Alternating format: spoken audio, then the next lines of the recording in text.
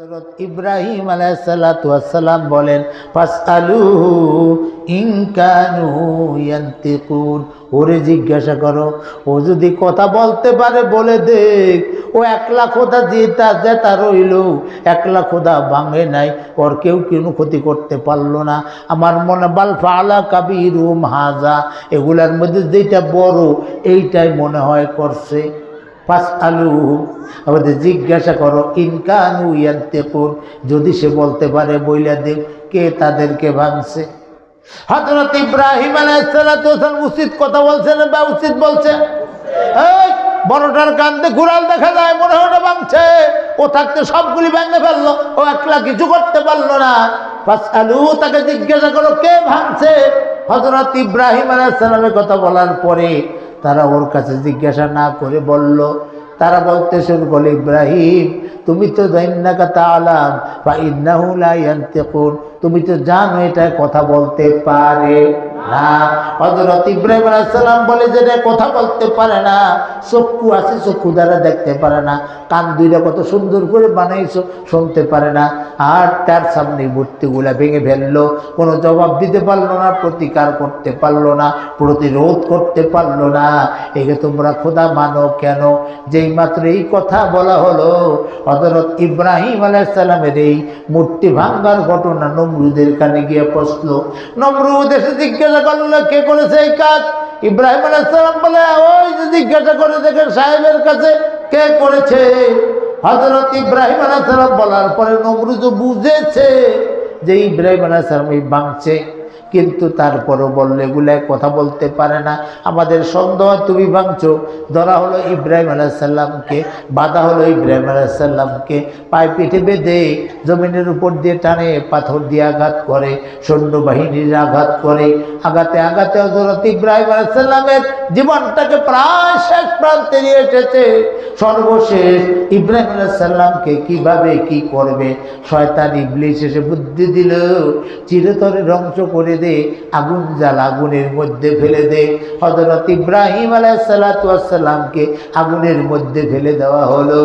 এই ভয়ে নি ইব্রাহিম বলে, এই নমরুদে আমার খোদা, এই ভয়নি বলে ফেলে, এই জন্য আগুন তৈরি করা হলো।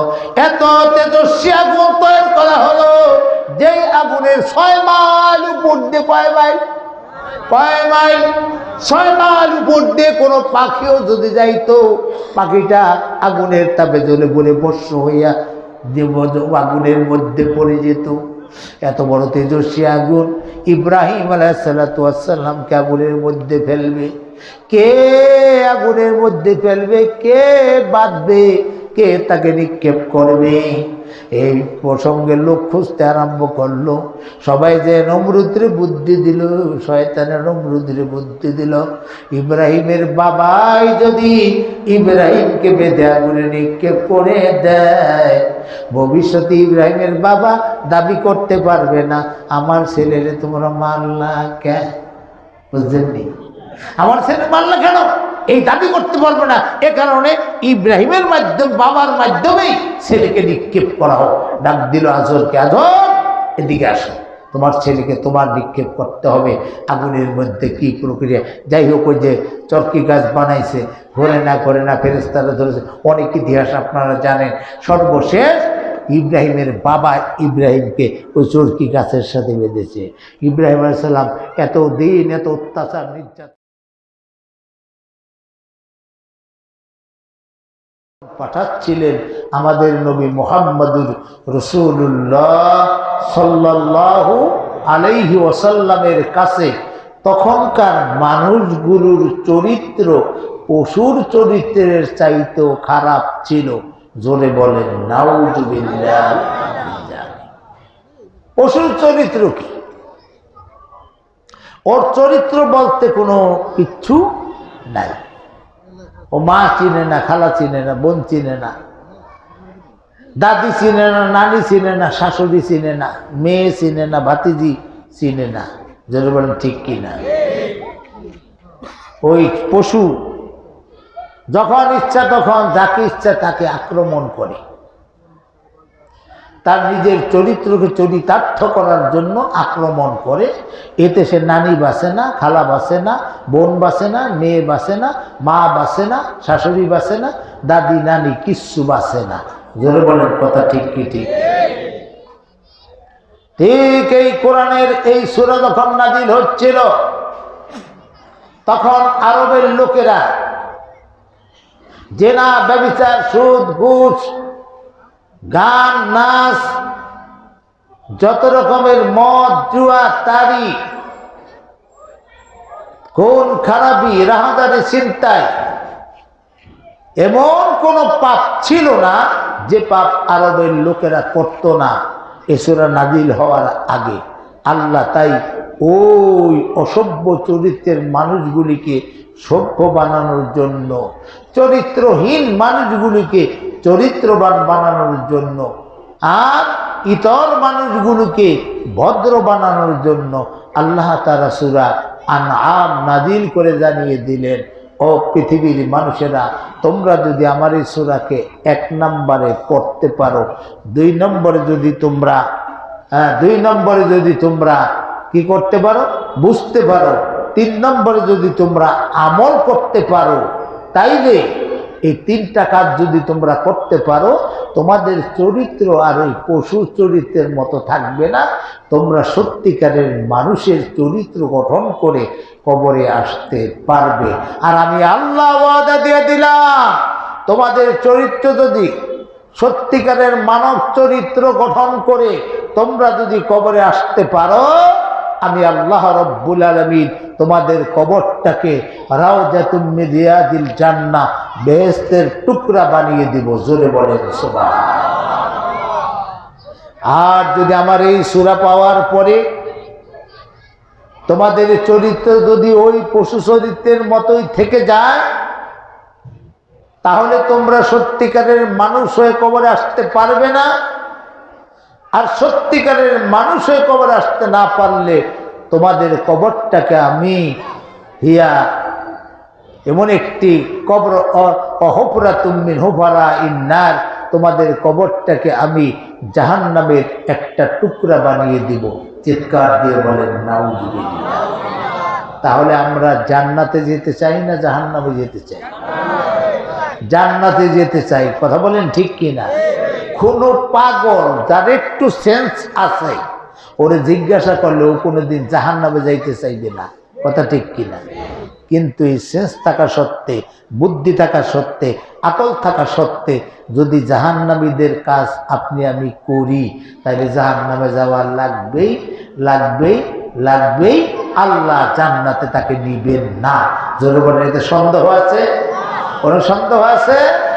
তাহলে আসুন আল্লাহ তাবারক ওয়া তাআলার হাবিব মুহাম্মদুর রাসূলুল্লাহ সাল্লাল্লাহু আলাইহি ওয়াসাল্লামের উপরে এই সূরা যখন নাজিল হচ্ছিল, তখন আরবের লোকেরা বিশ্বনবী মুহাম্মদুর রাসূলুল্লাহ সাল্লাল্লাহু আলাইহি ওয়াসাল্লামের কাছে এসে জিজ্ঞাসা করতে শুরু করলো, হে মুহাম্মদ, এতদিন তো আমরা মদ খেয়েছি, এতদিন আমরা জুয়া খেলেছি, এতদিন পর্যন্ত নারী ধর্ষণ করেছি, এতদিন পর্যন্ত মেয়ে সন্তানকে জীবন্ত মাটিতে পুঁতে ফেলেছি, পাথরের আঘাতে জীবন্ত মেয়েদেরকে আমরা সঙ্গে সার করে দিয়েছি, এতদিন পর্যন্ত আমরা চুরি করেছি, ডাকাতি করেছি, রাহাজানি করেছি, ছিনতাই করেছি, পরের হক নষ্ট করেছি, এতিমের হক এতিমকে ঠিকমতো দেই নাই, মানুষের যে অধিকার ছিল এই অধিকার আমরা ঠিকমতো আদায় করি নাই, যার দাসত্ব করা দরকার তার দাসত্ব আমরা করি নাই। হে মুহাম্মদ সাল্লাল্লাহু আলাইহি সাল্লাম, এই যে কোরআন নাজিল হচ্ছে, এখন তো এই বিষয়গুলোর সম্পর্কে আমাদের জানা দরকার, আমরা কোনটা করতে পারবো আর কোনটা করতে পারবো না, জানা দরকার। আছে না নাই? আছে না নাই? তাই আল্লাহ তাবারক ওয়া তাআলার কাছে বিশ্ব নবী মুহাম্মদুর রাসূলুল্লাহ সাল্লাল্লাহু আলাইহি ওয়াসাল্লাম ফরিয়াদ জানালেন, প্রভু হে, আমার উম্মতেরা, তোমার বান্দারা জানতে চায় কোনটা তারা করতে পারবে, কোনটা তারা করতে পারবে না, কোনটা তাদের জন্য বৈধ, কোনটা তাদের জন্য অবৈধ, কোনটা জায়েজ, কোনটা নাজায়েজ এগুলি তারা জানতে চায়। আল্লাহ রাব্বুল আলামিন হযরত জিবরাইল আলাইহিস সালাতু ওয়াস সালামকে তখন এই আয়াত নিয়ে মুহাম্মদুর রাসূলুল্লাহ সাল্লাল্লাহু আলাইহি ওয়াসাল্লামের কাছে পাঠিয়ে দেন, এই বলে যে হে নবী তুমি তাদেরকে ডাকো, তাদেরকে বলো তোমরা আসো, তোমাদের সামনে আমি তেলাওয়াত করে করে শোনাবো কোনটা তোমাদের জন্য হারাম অবৈধ আর কোনটা তোমাদের জন্য হালাল বৈধ। এভাবে আল্লাহ তাআলা কোরআনের আয়াত নাযিল করে বলেন, আউযু বিল্লাহি মিনাশ শাইতানির রাজীম, বিসমিল্লাহির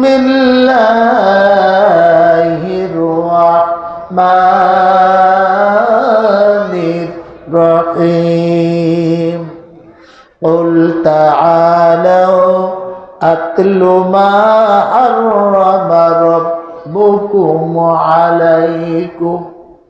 হে নবী আপনি তাদেরকে বলুন আসো তোমরা, তোমরা আসলেই আমি তোমাদেরকে তেলাওয়াত করে শুনিয়ে দিব মা হাররামা রাব্বুকুম আলাইকুম, আল্লাহ তোমাদের জন্য কোন কাজগুলো নিষেধ করেছেন, হারাম করেছেন, অবৈধ করেছেন, এগুলি তোমাদেরকে আমি জানিয়ে দিব। আমার বাবাজিরা বন্ধুরা, সমস্ত লোকগুলো এক মাঠের মধ্যে জমায়েত হলো। জমায়েত হলে জিজ্ঞাসা করলো, মুহাম্মদ আমাদেরকে তুমি বলে দাও কোনটা করা যাবে কোনটা করা যাবে না, কোনটা বৈধ কোনটা অবৈধ।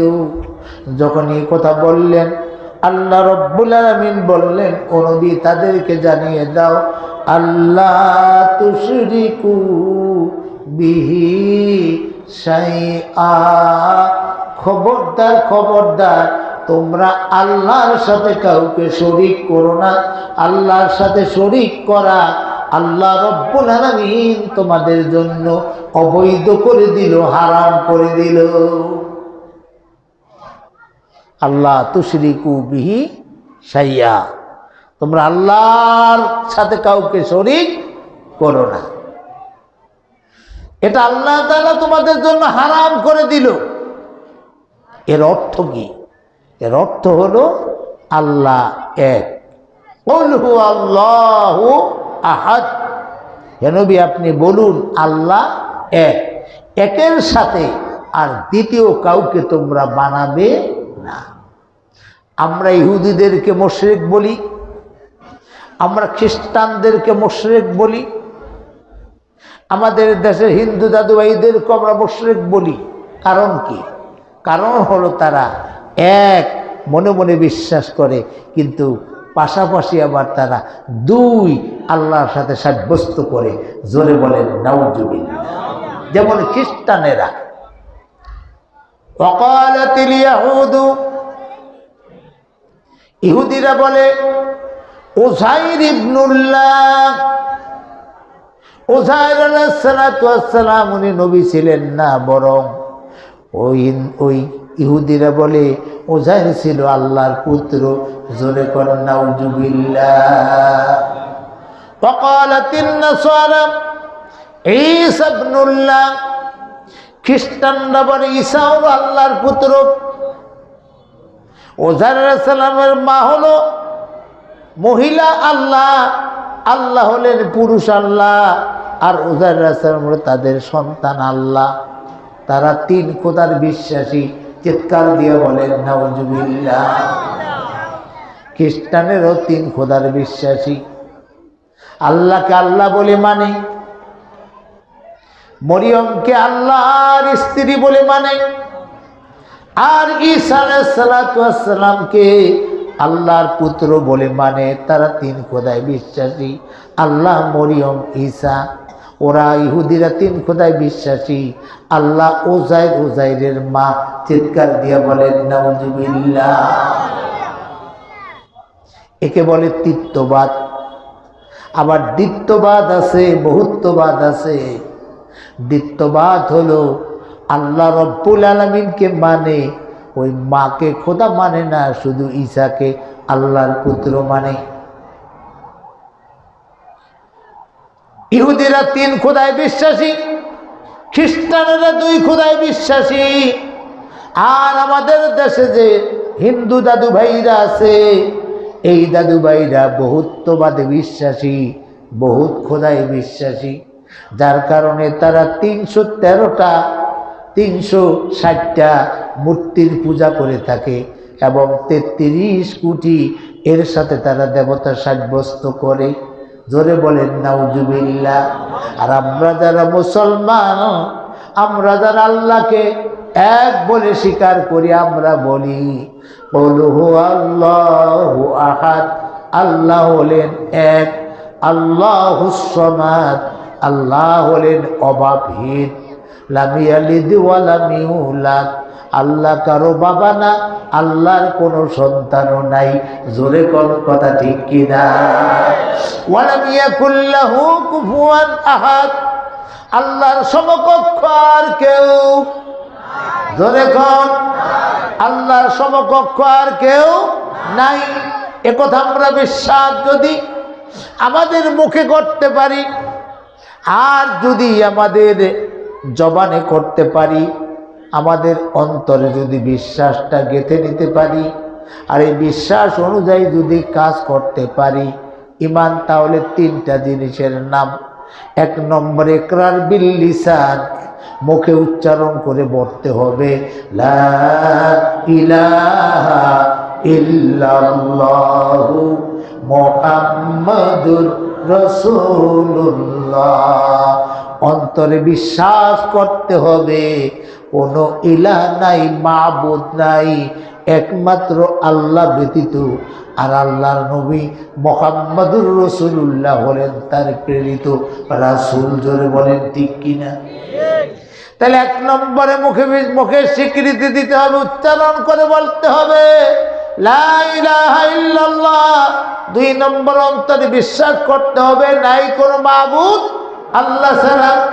3 নম্বরে আল্লাহ ছাড়ার কোনো রব নাই, আল্লাহই হলেন একমাত্র আমাদের রব। ওই রবের হুকুম পালন করে আমল করে দেখাতে হবে আল্লাহ তোমার হুকুমের বাইরে আমরা কোনো আমল করি না। জোরে বলেন কথা ঠিক কি ঠিক না? তাহলে আমার বাবারা, বন্ধুরা, আল্লাহর সাথে শরীক করা যাবে না। কারণ কি? কারণ হলো এই যে একটু আগে বলেছি, বান্দা যখন সেজদা দেয়, সেজদার সময় আল্লাহ তার রহমতের 2টি হাত বান্দার পিঠের উপরে যখন দেয়, তখন তার জীবনের সমস্ত গুনাহ মাফ হয়ে যায়, কিন্তু 2টি গুনাহ মাফ হয় না।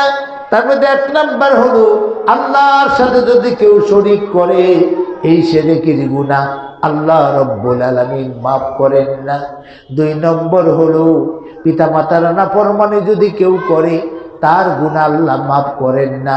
3 নম্বর অন্যের অধিকার যদি কেউ নষ্ট করে, পরের হক যদি কেউ নষ্ট করে, তাহলে ওই ব্যক্তিকে আল্লাহ রব্বুল আলামিন মাফ করেন না। 3 প্রকার লোকদেরকে আল্লাহ মাফ করেন না। তার মধ্যে প্রথম প্রকার হলো যারা আল্লাহর সাথে শরীক করে, আল্লাহ তাদেরকে মাফ করেন না। চিৎকার দিয়ে বলেন নাউজুবিল্লাহ। ও বাবারা, বন্ধুরা, তাই তো আল্লাহ রাব্বুল আলামিন বলেন ইন্নাল্লাহা লা ইয়াগফিরু আন ইউশরাকা বিহি ওয়া ইয়াগফিরু মা দুনা যালিকা লিমান ইয়াশা। নিশ্চয়ই আল্লাহ রাব্বুল আলামিন তোমাদের জিন্দেগীর সমস্ত গুনাহগুলো মাফ করে দিবে। তোমাদের গুনাহ যদি হয় পাহাড় সমপরিমাণ, আল্লাহ মাফ করে দিবে। তোমাদের গুনাহ যদি হয় পৃথিবীর যত মাটি আছে, এই মাটিগুলো জাররা জাররা করলে যতগুলি কণা হয়, এ পরিমাণ যদি তোমাদের গুনাহ হয়, আল্লাহ তাও মাফ করবেন। তোমাদের গুনাহ যদি হয় পৃথিবীর মধ্যে যে 7টি মহাসমুদ্র আছে এবং নদী নালা খাল বিল যা আছে, সব কিছুর মধ্যে যত পানি আছে, এই পানিগুলি ছোট্ট ছোট্ট ফোঁটা যদি করা হয়, যতগুলি ফোঁটা হবে এত পরিমাণ যদি তোমাদের গুনাহ হয়ে থাকে তাও আল্লাহ রব্বুল আলামিন মাফ করে দিবেন। কিন্তু ইল্লা বিশিরকে, আল্লাহর সাথে যদি কেউ শরীক করো, শিরকের গুনাহ আল্লাহ রব্বুল আলামিন কখনই তোমাদেরকে মাফ করবে না। চিৎকার দিয়ে বলেন নাউজুবিল্লাহ। ও বাবারা, বন্ধুরা, আল্লাহ রব্বুল আলামিন বলেন ইন্নাল্লাহা লা ইয়াগফিরু আন ইউশরাকা বিহি ওয়া ইয়াগফিরু মা দুনা যালিকা লিমান ইয়াশা। শিরকি গুনাহ ছাড়া অন্য যত গুনাহ করো, তোমার জীবনের সমস্ত গুনাহগুলি আমি আল্লাহ মাফ করে দেব, কিন্তু আমার সাথে শরীক করলে এই গুনাহ আমি মাফ করব না। কারণ কি? ওমাই ইউশরিক বিল্লাহি ফাকাদ দাল্লা দালালাম বাঈদা। এক আয়াতে আল্লাহ বলেন ওমাই ইউশরিক বিল্লাহি ফাকাদ দাল্লা দালালাম বাঈদা। যারা নাকি আল্লাহর সাথে শরীক করলো তারা পথভ্রষ্টতার দিকে তারা অনেক দূর চলে গেল, অর্থাৎ পথভ্রষ্টতার গহীন সাগরে তারা পড়ে গেল, অনেক বড় পথভ্রষ্ট তারা হয়ে গেল। চিৎকার দিয়ে বলে নাউজুবিল্লাহ। অন্য আয়াতে আল্লাহ রব্বুল আলামিন বলেন ওমাই ইউশরিক বিল্লাহি ফাকাদ ইফতারা ইসমান আযীমা। তোমাদের মধ্যে যদি কেউ আল্লাহর সাথে শরীক করো, ফাকাদ ইফতারা ইসমান আযীমা, তারা সবচেয়ে বড় গুনাহ করলা, এর চাইতে বড় গুনাহ আর নাই। অন্য আয়াতে আল্লাহ রব্বুল আলামিন বলেন ইন্না শিরকা লাযুলমুন আযীম। দুনিয়াতে আল্লাহর প্রতি যত জুলুম তোমরা করো, আল্লাহর প্রতি সবচাইতে বড় জুলুম হলো আল্লাহর সাথে কাউকে শরীক করা। চিৎকার দিয়া বলি নাউজুবিল্লাহ। এজন্য আল্লাহ রব্বুল আলামিন যারা আল্লাহর সাথে শরীক করে তাদের ফলাফল প্রকাশ করে দিলেন দুনিয়াতে। ইন্নাহু মান ইউশরিক বিল্লাহি ফাকাদ ইফতারা, ইন্নাহু মান ইউশরিক বিল্লাহ, যে ব্যক্তিরা আল্লাহ রব্বুল আলামিনের সাথে শরীক করে, ফাকাদ হারামাল্লাহু আলাইহিল জান্নাহ, যারা আল্লাহর সাথে শরীক করবে আল্লাহ রব্বুল আলামিন তাদের জন্য জান্নাত হারাম করে দিবে। ওয়াহুন নার, জাহান্নাম তাদের জন্য ওয়াজিব করে দিবে। ওমা লিয-যালিমিনা মিন আনসার, আর এই জালেমদের কোনো সাহায্যকারী কিয়ামতের কঠিন ময়দানে খুঁজে পাওয়া যাবে না। জোরে বলেন কথা ঠিক কিনা? অন্য আয়াতে আল্লাহ রব্বুল আলামিন বলেন ও আমার বান্দারা, পৃথিবীতে যত গুনাহ আছে তোমরা করো, আমার সাথে শরীক করো না। আমার সাথে যদি শরীক করো, মান ইউশরিক বিল্লাহি ফাকাদ হারামাল্লাহু আলাইহিল জান্নাহ, যারা আমার সাথে শরীক করবা আমি তাদের জন্য আমার জান্নাতকে চিরতরে হারাম করে দিব। আমার জান্নাতে মুশরিকরা, শরীককারীরা কখনই প্রবেশ করতে পারবে না। চিৎকার দিয়া বলি নাউজুবিল্লাহ। এজন্য বিশ্বনবী মুহাম্মদ রাসূলুল্লাহ সাল্লাল্লাহু আলাইহি ওয়াসাল্লাম বলেছেন লা তুশরিক বিল্লাহ ইন কুতিলতা আও হুররিকতা। ও আমার উম্মতেরা, আল্লাহর সাথে কাউকে শরীক করো না।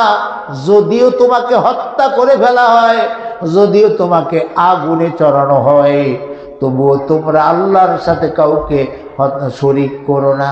আমার বাবারা, বন্ধুরা, যদিও হত্যা করা হয়, এমন কোনো লোক আছে কিনা যে ব্যক্তি তাকে হত্যা করে ফেলেছিল কিন্তু তবুও সে আল্লাহর সাথে কাউকে শরীক করে নাই? এর মধ্যে এক নাম্বার মহিলাদের মধ্যে হলো হযরত সুমাইয়া রাদিয়াল্লাহু তাআলা আনহা। আমার বাবারা, বন্ধুরা, সুমাইয়া রাদিয়াল্লাহু তাআলা আনহা আবু জাহেলের কিনা গোলাম ছিল, বাদী ছিল। এই সুমাইয়া রাদিয়াল্লাহু তাআলা আনহা যখন কলেমা পড়লেন, আবু জাহেল জিজ্ঞাসা করলো, এ সুমাইয়া, তুমি মুহাম্মাদের বাণী, মুহাম্মাদের কলেমা পড়েছো, আমার বাড়িতে কোনো জায়গা নাই। কয় ঠিক আছে, আপনি আমাকে বিদায় দিয়ে দেন।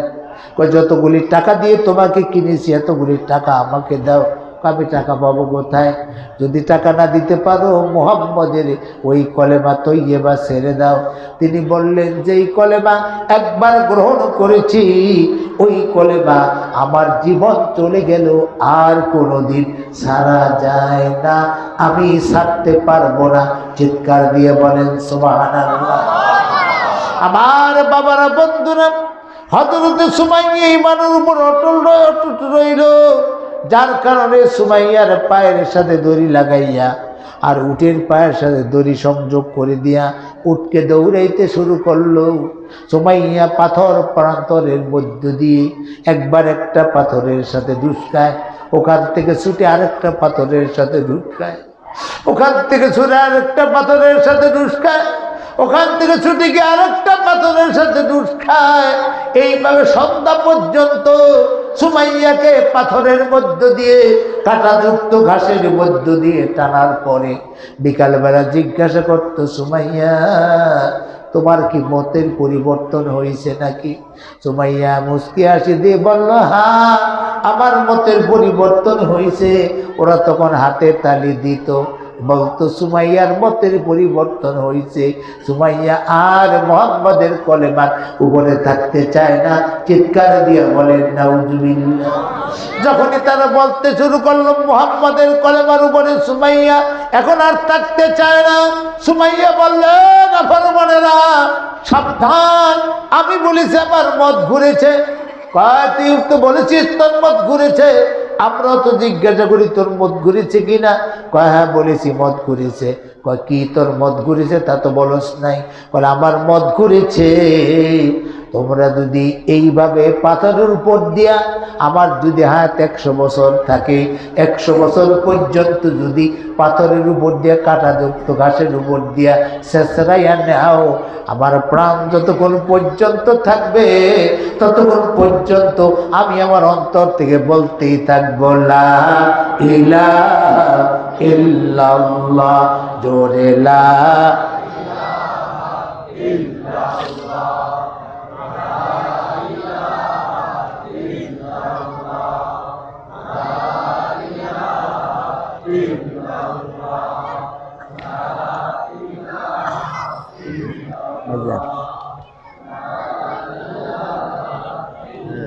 আপনি আলহামদুলিল্লাহ, আচ্ছা ওরা জানিয়ে দিল আমার লা ইলাহা ইল্লাল্লাহ, জোরে এই ছেলেরা, এই বিছনার উপরে বসো। মুরব্বীরা নামা, তোমরা উপরে। তোমাদেরকে এই বেয়াদবি স্কুল অথবা মাদ্রাসায় শিক্ষা দেওয়া হয় নাকি? অবশ্যই তোমাদেরকে শিক্ষা দেওয়া হয় আদব কায়দা, যেমন ঠিক কিনা? যদিও ইতিমধ্যে আদব কায়দার শিক্ষা চলেই গেছিল, কথা ঠিক কিনা? বাড়িতে যাইয়া মা, ভাই, বোন এদের সাথে সুন্দর করে কথা বলতো না। কতগুলো কাদামাটি লইয়া পাইলা বানাইতে আরম্ভ করতো, পুতুল বানাইতে আরম্ভ করতো। যদি বলতো পুতুল বানাস কেন? পুতুল বানাইলে কি জীবন দিতে পারবি নি? জীবন বুঝি না, স্যারে কইছে আমার বানাইতে হইবই, কথা ঠিক কিনা? আমার বাবাদের বন্ধুরা, তাহলে আমি অত্যন্ত আনন্দিত হয়ে ঘোষণা করছি যে মরহুম ওয়াফাজউদ্দিন ভূঁইয়া সাহেবের সুযোগ্য ছেলে হাজী মোহাম্মদ মাহবুব হোসেন ভূঁইয়া, ব্যবস্থাপনা পরিচালক মাতৃছায়া প্রপার্টিজ লিমিটেড, আজকের মাহফিলের দ্বিতীয় পর্বের সভাপতি। আলহামদুলিল্লাহ, আলহামদুলিল্লাহ, সকলে বলেন আলহামদুলিল্লাহ। উনি আমাদের সামনে উপস্থিত আছেন। সভাপতি সাহেব উপস্থিত থাকলে বক্তার মনে সাহস বেশি থাকে, যেরকম ঠিক কিনা? আর আলেম ওলামার উপস্থিত থাকলেও যে বক্তৃতা করে সে আলেম ওলামায়, যে বক্তৃতা করে সে সঠিক ওয়াজ করে, যেন বলে ঠিক কিনা? আমার বাবারা, বন্ধুরা, আপনারা সকলেই নিশ্চিন্তে বসুন যে আমরা নির্দিষ্ট সময়ের মধ্যে আমাদের আলোচনা কার্যক্রম শেষ করব ইনশাআল্লাহ। আমাদের আজকের মাহফিলের যে প্রধান বক্তা হযরত মাওলানা জহিরুল ইসলাম সাহেব, তিনি পথে আছেন, তিনি আসতেছেন। তিনি আসা পর্যন্ত আমি আপনাদের সামনে আসি। কি বলেন? দেশি মানুষ একটু বেশি সময় আলোচনা করলে আপনার কি বিরক্ত হয়ে উঠে যাবেন? কারা কারা উঠে যাবেন হাত জাগান তো একটু। উঠে যাবেন না? কারণ আমি দেশি সন্তান, আমি যেভাবে আপনাদেরকে বুঝবো বিদেশি একজন লোক সেভাবে আপনাদেরকে বুঝবে না। ধরবেন ঠিক কিনা? এজন্য দেখবেন আমি একটা কাজ করি, কালেকশন মাদ্রাসা, মসজিদ, এতিমখানা, লীলা বোর্ডিংয়ের জন্য। আমি দেশি মানুষ হিসাবে যেভাবে কালেকশন করতে পারি ওই বিদেশিরা এসে কালেকশন করতে পারে না। কারণ আমি জানি ইনি দিতে পারবো 5,000 টাকা, ইনি 500 টাকা দিছে, বিদেশি বক্তা কয় অমুক ভাই 500 টাকা কোন মারহাবা, আমি তো 500 টাকা মারহাবা করি না। আমি জানি উনি 5,000 টাকা দিতে পারবো, সুতরাং কালেকশনও বেশ কম হবে। জরুরি কথা ঠিক কি ঠিক না? এজন্য আর দ্বিতীয় কথা হলো আমার এলাকার মানুষ কোন কথাগুলো তাদের জন্য নিত্য প্রয়োজনীয় এই কথাগুলো আমি যতটুকু বুঝবো, বিদেশি আলোচকরা দূর থেকে এসে সে আলোচনা তাদের বুঝার কথা না। কারণ কি? কারণ আমি এই দেশের এই মাটি ও মানুষের সাথে মিশে আসছি, এটা আমি ভালো বুঝবো। আমি যতক্ষণ আসি ততক্ষণ কারা কারা আছেন হাত জাগান, নারায়ে তাকবীর, নারায়ে তাকবীর। আসি আমরা, বলেন আসি। আল্লাহ কবুল করুক, যখন আমি। আমার বাবারা, বন্ধুরা, সুমাইয়া বলতে শুরু করলো, হে কাফেরের দলেরা, আমি বলেছি আমার মতের পরিবর্তন হয়েছে। এই মতের পরিবর্তন বলতে তোমরা বুঝেছো আমি বুঝি মুহাম্মাদের কলেমা লা ইলাহা ইল্লাল্লাহ মুহাম্মাদুর রাসূলুল্লাহ বুঝি ছেড়ে দিছি। না না না, আমি চিন্তা করেছি আমার হায়াত যদি 100 বছর হয়, 100 বছর পর্যন্ত যদি তোমরা এই পাথরের উপর দিয়ে, কাঁটাযুক্ত ঘাসের উপর দিয়ে যদি আমাকে টানতে টানতে টানতে টানতে জীবনের শেষ প্রান্ত পর্যন্ত নিয়ে যাও, তবু আমি আমার মুখ দিয়ে বলবো শুধু লা ইলাহা ইল্লাল্লাহু মুহাম্মাদুর রাসূলুল্লাহ সাল্লাল্লাহু আলাইহি ওয়াসাল্লাম।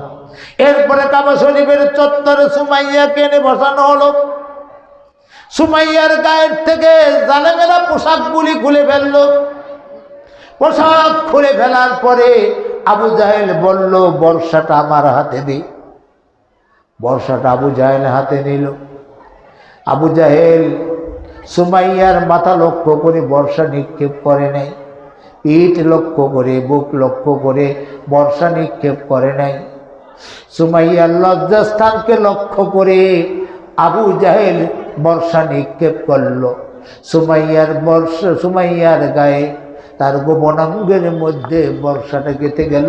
রক্তক্ষরণ করতে হতে হতে হতে সুমাইয়া ওই জায়গার মধ্যে ইন্তেকাল করলো। তবুও সুমাইয়ার মুখে শোনা গিয়েছিল লা ইলাহা ইল্লাল্লাহ, লা ইলাহা ইল্লাল্লাহ, লা ইলাহা ইল্লাল্লাহ মুহাম্মাদুর রাসূলুল্লাহ বলা শেষ।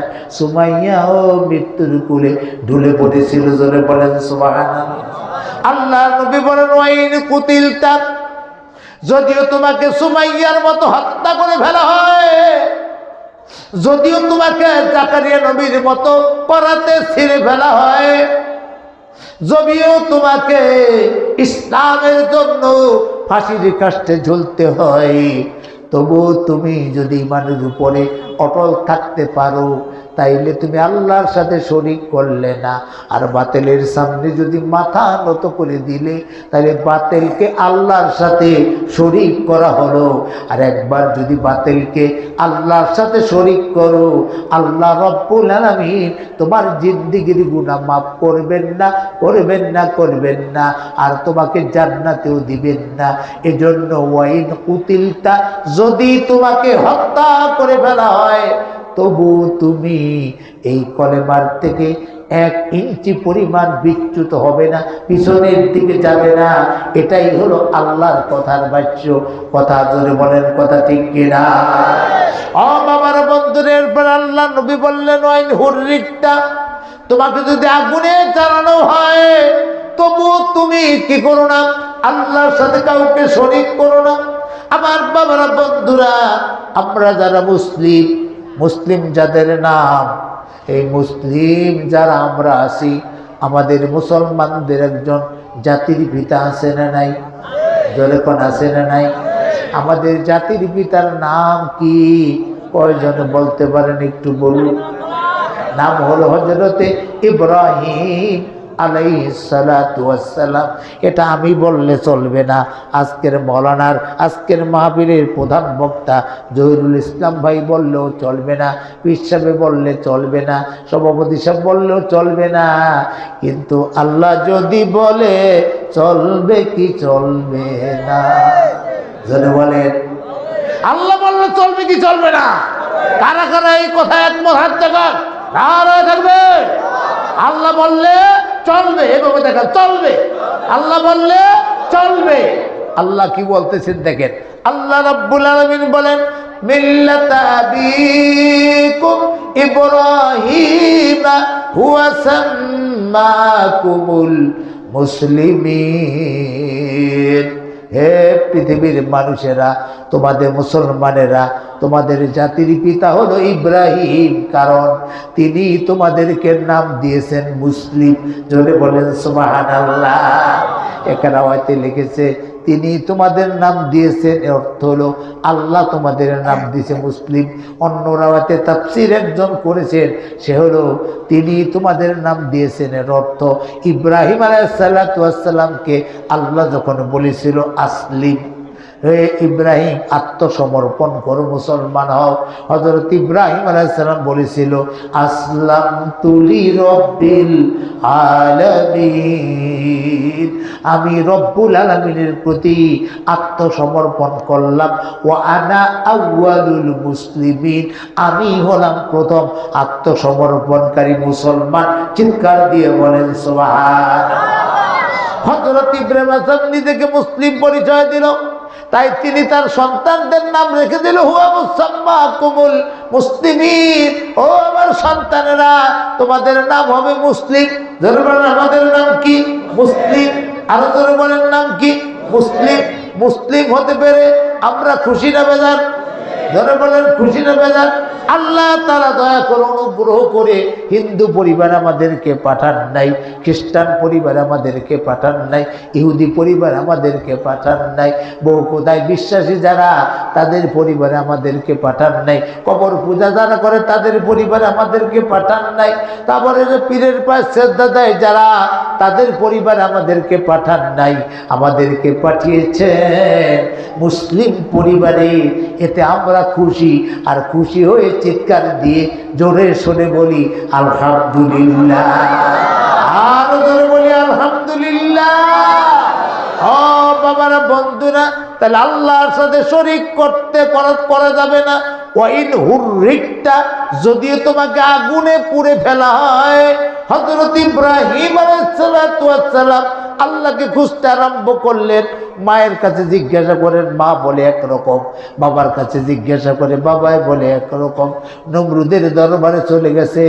নমরুদ জিজ্ঞাসা করে, ইব্রাহিম তুমি নাকি আমাকে সিজদা দাও না, তুমি নাকি আমাকে রব বলো না, বলো দেখি ইব্রাহিম কেন তুমি আমাকে রব বলো না? ইব্রাহিম আলাইহিস সালাতু ওয়াস সালাম নমরুদের কানের সাথে কান লাগায় বলে, চাচা। কি আমার চাচা বললো?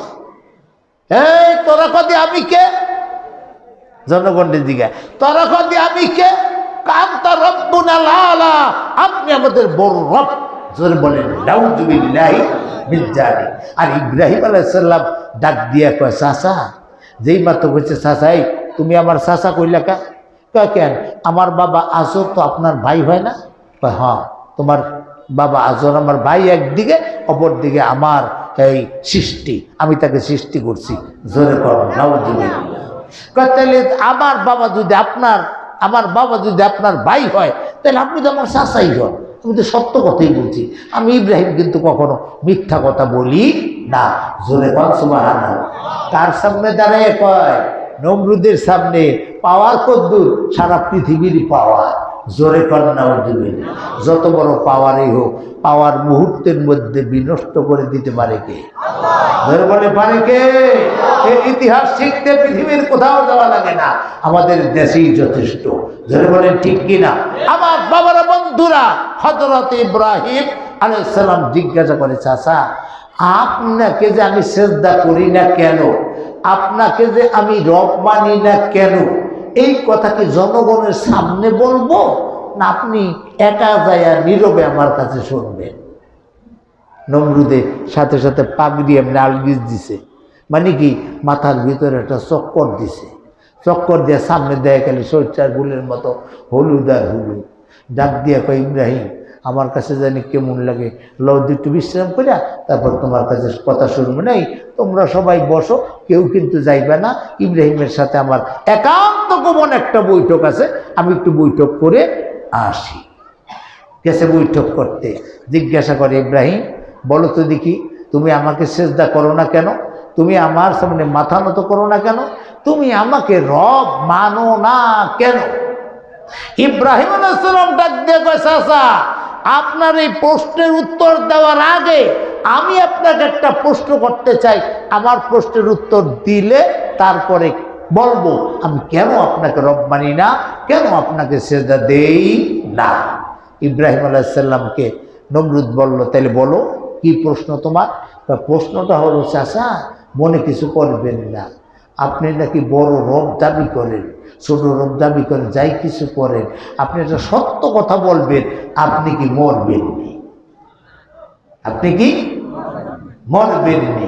কারণ কুল্লু নাফসিন যায়িকাতুল মাউত, সমস্ত প্রাণ যাদের আছে তাদের একদিন মৃত্যু হবে। ঘোষণাকার যেরকম ঘোষণাকার।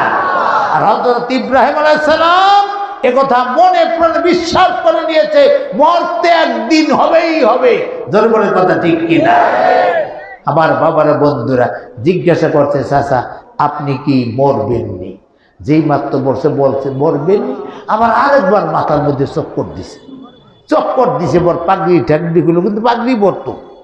ওর পাগড়ি পরা ছিল ইব্রাহিমকে ব্যঙ্গানোর জন্য, ও পায়জামা পরতো ইব্রাহিমকে তিরস্কার করার জন্য, ও পাঞ্জাবি পরতো ইব্রাহিম আলাইহিস সালামকে তিরস্কার করার জন্য, নবীকে তিরস্কার করার জন্য এই কাজগুলো ব্যয় করত। কিন্তু নমরুদের কোনো ধ্বংস হইতো না। কারণ কি? ইব্রাহিম আলাইহিস সালাম আল্লাহর জিগে একদিন আল্লাহ, ও তো এই পাগড়ি বসে এই করছে সে করছে, যা কিছু করে, আপনি ওরা ধ্বংস করে দিতে পারেন না। ধ্বংস করে দিব কি? শোনো, তিনটা কারণে আমি নমরুদের ধ্বংস করি না। শুনবেন নি কারণ? শুনবেন? কারা কারা শুনবেন হাত জাগান। আমি আরো আধা ঘন্টা পরে এটা বলবো তিনটা কারণ, আমার মনে করাই দিবেন। আমি বলবো তিনটা কারণে আমি নমরুদকে ধ্বংস করি না। আমার বাবারা বন্ধুরা, হযরত ইব্রাহিম আলাইহিস সালাম ডাক দিয়ে কয়, চাচা আপনি কি মরবেননি? যেই মাথায় চক্কর দিছে, ঘাম ছুটে গেছে, এখন বাতাস করার মতো কেউ নেই। ওই সময় ফ্যান ট্যান ইত্যাদি এত বড় ছিল না, কারেন্ট ছিল না, বাতাস করবে কে? হযরত ইব্রাহিম আলাইহিস সালাম ওই নিজের গায়ে ছিল একটা রুমাল দেখতে বাতাস করিয়া নমরুদের একটু ঠান্ডা করছে। চাচা এখন কেমন লাগে চাচা? কয়, ইব্রাহিম একটু ভালো লাগে। কয়, যদি ভালো লাগে তাহলে উত্তর দেন মরবেননি। অনেকক্ষণ তৈরি মাথা চুলকে পাগড়ি তো হানার নাই, মাথা চুলকে ইব্রাহিম ভাববা চিন্তা দেখলাম মরা তো লাগেই, মরা তো লাগে। হযরত ইব্রাহিম আলাইহিস সালাম বলে, মাশাআল্লাহ আপনি স্বীকার করছেন মরা লাগে মানে মরবেন। কথা ঠিক কি না? হ্যাঁ ইব্রাহিম, মরা লাগবো, মরবো, একদিন মরবো। যদি আপনি মরে যান কাকা, আপনি যেহেতু মরা লাগবো এই কারণে আপনার আমি রব মানতে পারি না, আপনার আমি সেজদা দিতে পারি না। কেন? আপনারা যদি আমি রব মানি, আমার বয়স হলো মাত্র 8 বছর, আর আপনার বয়স হয়ে গেছে 400 বছরের উপরে, আপনি তো কয়েকদিন পর মরে যাবেন। তা আপনার যদি আমি রব মানি, আপনি যদি মরে যান, তাহলে আমি আবার আরেকটা রব পাইব, আরেকজন রব কোথায় পাবো? সুতরাং আমি এমন এক রবের প্রতি ঈমান এনেছি, যেই রব রাতকে দিন করতে পারে, দিনকে রাত করতে পারে, মৃত্যুকে জীবিত করতে পারে, জীবিতকে মৃত্যু করতে পারে। রব্বিয়াল্লাযী ইউহয়ী ওয়া ইউমীত। আমি এমন এক রবের প্রতি ঈমান এনেছি, যেই রব মৃত্যু দিতে পারে আবার জিন্দাও করতে পারে। নমরুদ মাথায় পাগড়ি দিছে, আবার এই তো সুবিধা হয়েছে। কত প্রভু মৃত্যুকে জিন্দা করতে পারে, জিন্দুকে জিন্দাকে মৃত্যু করতে পারে, আমিও তো মারতে পারি, জিন্দা করতে পারি। নমরুদের চালা চামুন্ডারে সবাই কয় ঠন ঠনা ঠন ঠন, তুমি পারবা ঘোড়ার ডিম। আবার কোন কোন চেলা চামুন্ডারা কয় আমার বাবার যে শক্তি বাবায় পারলেও পারতে পারে, জোরে কন্যা। তো বাবার যে শক্তি বাবায় পারলেও পারতে পারে, কি করতে পারে? মরারে জেতা, জেতারে মরা, এটা করতে পারলেও পারতে পারে। এই কিছু সংখ্যক লোকের বিশ্বাস। আর কিছু সংখ্যক লোকে হ্যাঁ আসল খবর জানে যারা, হেরা কয় কি বলে ঠন ঠনা ঠন, তুমি পারবা ঘোড়ার ডিম, তুমি আসলে মৃত্যুরে জিন্দা করতে পারবা না। ইব্রাহিম আলাইহিস সালাম দেখতেও চায় নাই, শুনতেও চায় নাই, বুঝতেও চায় নাই যে কিভাবে কাকা আপনি জিন্দাকে মৃত্যু করেন, মৃত্যুকে জিন্দা করেন, একটু দেখান। একথা ইব্রাহিম আলাইহিস সালাম তাকে জানতে চায় নাই, কারণ ইব্রাহিম আলাইহিস সালাম জানে ক্ষমতা একমাত্র কার? আল্লাহ। কার? আন্নাল কুওয়াতা লিল্লাহি জামিআ, সর্বময় ক্ষমতার মালিক একমাত্র আল্লাহ। নমরুদের কোনো ক্ষমতা মৃত্যু জিন্দার মধ্যে নাই। যারা বলেন ঠিক কিনা? এই জন্য ইব্রাহিম আলাইহিস সালাম জানতেও চায় নাই। অনেকক্ষণ ধরে থুম ধরে থাকিয়া জল্লাদের ডাক দিছে, জল্লাদ যে হুকুম যাবো না, জেলখানার মধ্যে ঢোক, ওখানে দুই ধরনের লোক আছে। এক ধরনের লোকদেরকে আমি খামাখা করে বন্দি করে রাখছি, ওর কোনো অন্যায় নাই, ও কেবল মাঝে মধ্যে একটু মাথা ছাড়া দিয়ে ওঠে, আমার বিরুদ্ধে কথা বলে, এই কারণে ওরে আমি বন্দি করে রাখছি, ওর কোনো অন্যায় নাই। আর এক লোক সে সেদিনকে একটা খুন করছে, এই কারণে তারে বন্দি করছি। দুইটা লোক লইয়া, দুইটা লোক আইন না রাজ দরবারের সামনে উপস্থিত। জল্লাদকে ডাক দিয়ে বলে, জল্লাদ এই লোকটাকে, এই এক নম্বর লোকটাকে এক কোপে হত্যা করে ফেল, আর দুই নম্বর লোকটার ছেড়ে দে।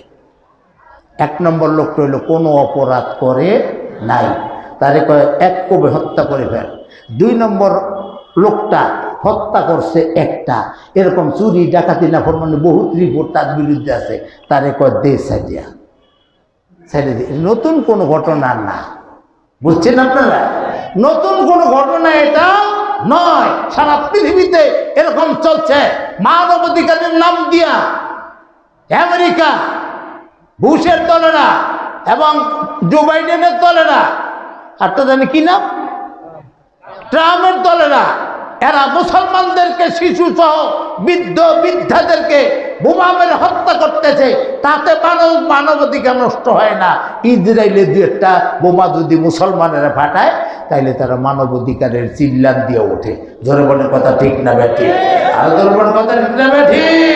ওই দিক থেকে, সেখান থেকে শুরু করে ইতিহাস যদি আনতে চান, আমাদের দেশে ধরনের কিছু ঘটনা আছে না নাই?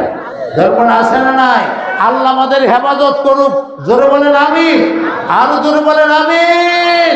বাবার আমার, বন্ধুর আমার, ওই লোকটা নির্দোষ লোকটাকে হত্যা করে ফেললো, দোষী লোকটাকে ছেড়ে দিল। যখনই ছেড়ে দিছে, ইব্রাহিম দেখছো আমি একটা মেরে ফেললাম, আর একটা জেতা রাখলাম। ইব্রাহিম আলাইহিস সালাম কয় যেমন কুকুর তেমন একটা মুগুরের দরকার। জোরে বলেন কথা ঠিক না ভাই? যেমন বাংলাদেশ যখন স্বাধীন হয়েছিল তখন আমি ছোট্ট ছিলাম, এখন ওই ছোট্ট তো এই কারণে ওই কবিতা পড়তো আমাদের বাজারের কাছে নিকটে ছিল তখন শোলপাড়া বাজার। এই শোলপাড়া বাজারে জিন্নত আলী নামে একজন কবিতা পড়তো, সে মুক্তিযুদ্ধের একটা কবিতা পড়ে। এখন দেশের নাম হয়ে গেছে কি, আগামী বুধবার, ওই বুধবার ছিল হাট, আগামী বুধবার জিন্নত আলী মুক্তিযুদ্ধের কবিতা পড়ে, স্বাধীন হয়েছে তারপরে।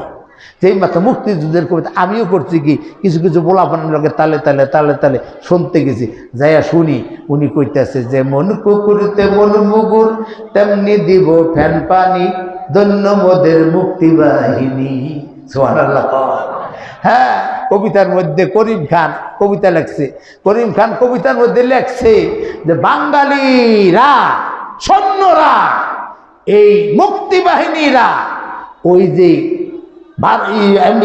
পাকিস্তানের সেনাবাহিনীরা যে নারী নির্যাতন করেছে, বাড়ি ঘর জ্বালাইছে, এদেরকে উপযোগ যেমন তারা কুকুর তেমন একটা বুগুর, এবং তাদেরকে ফ্যান পানি খাওয়াইয়া ছাড়বো, এই কথা বলে মুক্তি বাহিনীরা নেমেছিল যুদ্ধ করতে। যারা বলেন ঠিক কিনা? তাহলে ঠিক যেমন কুকুর তেমন মুগুর দিয়া যখনই ডলা দিছে, সাথে সাথে পাকিস্তানিরা বাংলাদেশির কাছে বাংলাদেশ ছেড়ে দিতে বাধ্য হয়েছে। জোরে বলেন ঠিক কি ঠিক না? ওদের পতনের একটি মাত্র কারণ ছিল, ওরা নারী নির্যাতন করেছে, ওরা মানুষ হত্যা করেছে। পৃথিবীতে তখনই যেই জাতি মানুষ হত্যা করে, নারী নির্যাতন করে, ওই জাতি বেশি দিন ক্ষমতায় থাকতে পারে না, পারে না, পারে না। জোরে বলে ঠিক কি ঠিক না? আমার বাবারা, বন্ধুরা, নারী নির্যাতন করেছে, ওরা ক্ষমতা থেকে যাইতে বাধ্য করছে। ঠিক ওই সুরে, কবিতার সুরের সাথে আমি সুর মিলিয়ে বলবো, ইব্রাহিম আলাইহিস সালাম চিন্তা করলো যেমন কুকুর তেমন একটা মুগুর দিতে হবে। এখন তা কি মুগুর দিব? হযরত ইব্রাহিম আলাইহিস সালাম একটা প্রশ্ন করল, কোরআনে আসছে ওনার কথাটা, কয় ইব্রাহিম আলাইহিস সালাম, রব্বি আল্লাযী ইউহয়ী ওয়া ইউমীত, আমার রব জিন্দা করতে পারে আবার মৃত্যু করতে পারে। ও বলল, আমিও তো মৃত্যু করতে পারি, জিন্দা করতে পারি। এই বলেই ঘটনাটা দেখাই দিল। নির্দোষ লোকটাকে খালাস দিয়ে, নির্দোষ লোকটাকে হত্যা করলো, দোষী লোকটাকে খালাস দিয়ে দিল। হযরত ইব্রাহিম আলাইহিস সালাম বলে, উপযুক্ত একটা উত্তর দেওয়া দরকার। রব্বি আল্লাযী, আমার প্রভু এমন এক রব যিনি নাকি পূর্ব গগন থেকে সূর্যকে উদিত করে, পশ্চিম আকাশে অস্ত দেয়। ও নমরুদ, তুমি যদি পারো একটা দিনের জন্য, একটা মুহূর্তের জন্য সূর্যটাকে পশ্চিম দিক থেকে উঠাইয়া পূর্ব দিকে অস্ত দাও। নমরুদের 14 গোষ্ঠী কি পারবে? যখন পারবে। এমন একটা প্রশ্ন করেছে যে প্রশ্নের কাছে ওই নমরুদ মাথা নত করতে বাধ্য হয়েছে। সর্বশেষ নমরুদের আবার দিছে ঘাম, আবার দিছে মাথায় চক্কর, মাথা চুলকায়, কয় ইব্রাহিম চাচা, কি জানি বুঝতে পারি না, তাই তো বুঝি না, কি জানি বুঝি না, তাই তো বুঝি না। চাচা রে, ও চাচা ইব্রাহিম, তুমি আজকের মতো যাও, আরেকদিন তোমার সাথে কথা হবে। ইব্রাহিম আলাইহিস সালাম কোনো বাদ তর্ক না করে বলে, শয়তান, তোর কাছে তো আমি যাইতে পারলি তো বাসি। জোরে কোন কথা ঠিক কি ঠিক না? হযরত ইব্রাহিম আলাইহিস সালাম চলে আসলো। পথের মধ্যে একদল তারা মূর্তির পূজা করতেছে, গির্জা তারা পাহারা দিতেছে, মূর্তি লয় তারা পাহারা দিতেছে।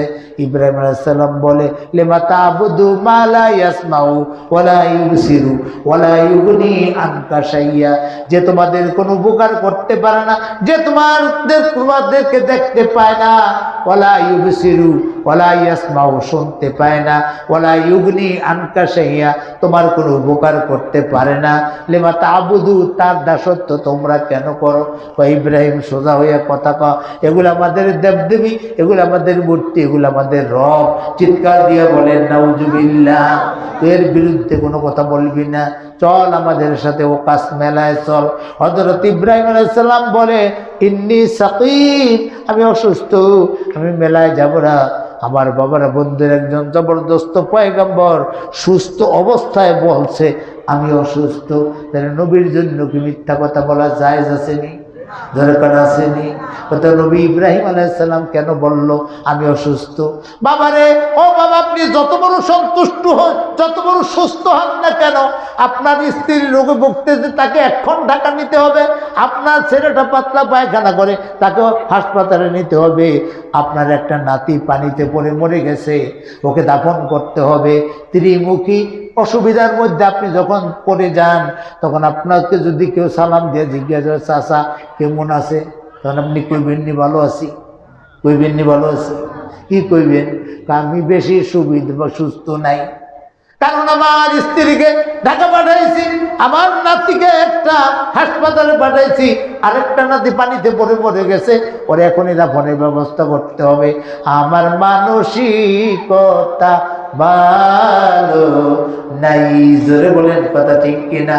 হযরত ইব্রাহিম আলাইহিস সালাম দেখলেন যে এইদিকে তাকাই, ওইদিকে মানুষগুলি মূর্তির পূজা করে, মূর্তির পূজা করে, মূর্তির পূজা করে। এরকম দৃশ্য দেখে আল্লাহকে মানে না, রব্বুল এক আল্লাহকে তারা মানে না, বরং নমরুদকে বড় খোদা মানে। নমরুদের সামনে মাথা নত করে নমরুদের বাড়ির দিকে ফিরে তারা সেজদা দেয়। হযরত ইব্রাহিম আলাইহিস সালাম আল্লাহকে চিনেছে, আল্লাহকে খুঁজে পেয়েছে, এখন তার কাছে কি ভালো লাগার কথা? যেরকম কথা, তার কাছে ভালো লাগে না, এর অর্থ তিনি মানসিকভাবে অসুস্থ। ধরে বলেন কথা ঠিক কিনা? এর জন্য ইব্রাহিম বলছে তোমরা মেলায় যাও, ইন্নি সাকিম, আমি অসুস্থ, আমি তোমাদের সাথে মেলায় যাব না।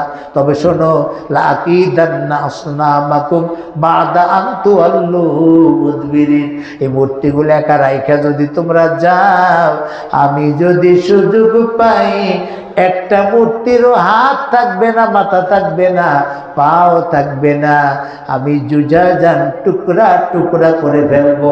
চিৎকার দিয়ে বলেন সুবহানাল্লাহ। চারিদিকে কাফের আর কাফের, চারদিকে মুশরিক আর মুশরিক, একলা ইব্রাহিম ইমানদার এতগুলি লোকের সামনে দাঁড়িয়ে বলতেছে, হ্যাঁ, লাকিদান্না আসনামাকুম বাদা আন তুওয়াল্লু মুদবিরিন, তোমরা চলে যাওয়ার পরে আমি এগুলি টুকরা টুকরা করে ফেলবো, রেজা রেজা করে ফেলবো। এরপর ওরা যখন মেলায় চলে গেছে, ইব্রাহিম আলাইহিস সালাম কোথা থেকে একটা কুড়াল জোগাড় করে সমস্ত মূর্তিগুলার ভেঙে চুরে চুরমার করে দিয়া বড়টার কান্দের মধ্যে কি করছে? কুড়ালটা দিয়া রাখছে। ইতিমধ্যে ওরা যখন আসছে, ইব্রাহিম আলাইহিস সালাম পাশে একটা গাছের নিচে বসে জপতেছে লা ইলাহা ইল্লাল্লাহ, জোরে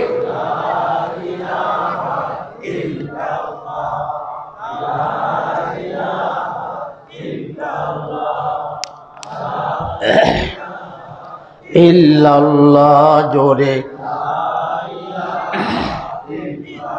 হযরত ইব্রাহিম আলাইহিস সালাম যখন এই কলেমা জপতেছে, এমন সময় ওরা ফিরে আসছে মেলা থেকে, আসে থেকে ক্ষুধা হয়ে গেছে, হুদা, কোনো খোদা বলতে কিচ্ছু নাই। একটা দাঁড়িয়ে রয়েছে, তারা ধরে ইব্রাহিম রে ডাক দানছে, ইব্রাহিম মাম ফাআলা বিআলিহাতিনা ইয়া ইব্রাহিম, ইব্রাহিম রে আমাদের প্রভুগুলার সাথে এরকম ব্যবহার কে করেছে? হযরত ইব্রাহিম আলাইহিস সালাতু ওয়াস সালাম বলেন, ফাসআলুহু ইন কানু ইয়ান্তিকুন, ওরে জিজ্ঞাসা করো, ও যদি কথা বলতে পারে বলে দেখ। ও একলা খোদা যেটা রইল, একলা খোদা ভাঙে নাই, ওর কেউ কোনো ক্ষতি করতে পারলো না। আমার মনে বাল ফাআলা কাবীরুম হাজা, এগুলার মধ্যে যেটা বড় এইটাই মনে হয় করছে। ফাসআলুহু, আমাদের জিজ্ঞাসা করো, ইন কানু ইয়ান্তিকুন, যদি সে বলতে পারে বইলা দেব কে তাদেরকে ভাঙছে। হযরত ইব্রাহিম আলাইহিস সালাতু ওয়াস সালাম উচিত কথা বলছেন বা উচিত বলছে?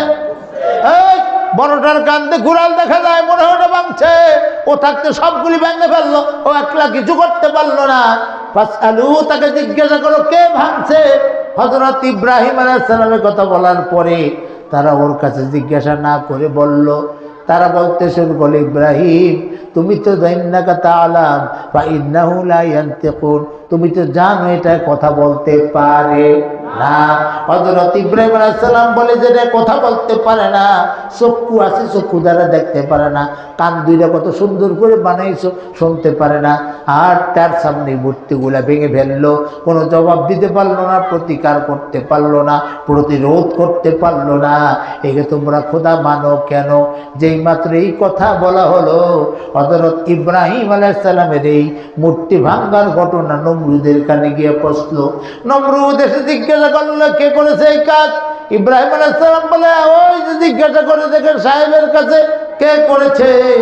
হযরত ইব্রাহিম আলাইহিস সালাম বলার পরে নমরুদ বুঝেছে যে ইব্রাহিম আলাইহিস সালাম এই ভাঙছে, কিন্তু তারপরও বললে এগুলায় কথা বলতে পারে না।